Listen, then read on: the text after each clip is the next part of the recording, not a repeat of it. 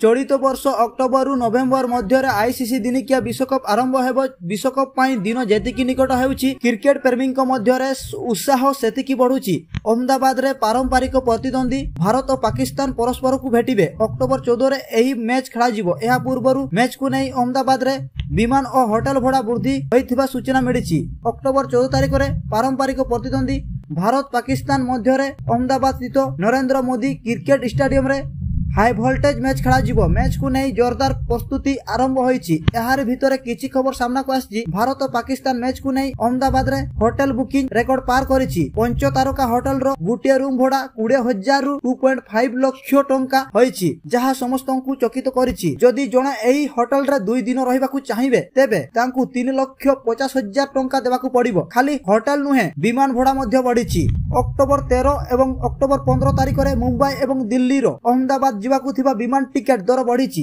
प्रति टिकेट दर 10,000 रु 25,000 पर्यंत रहिछि। पूर्वरो एहार दर 5,000 थिला, मात्र एबे या 5 गुणा बढ़िछि। आगकू एहार दर अधिक होई पारे बोली अनुमान करा जाउछि। पाखापाखि 30 रु 40,000 लोक गुजरात बाहरु आसीबे। ए पर्यंत टिकेट बिक्री आरंभ होई नाही। एहा परे आहुरी दाम बढ़िबो बोली आशंका करा जाउछि। जदि आजिरो भिडियोटी को आपण माननकु पसंद आसी थाए तेबे भिडियोटी को लाइक शेयर एवं एही चैनल टी को सब्सक्राइब करि नियंतु।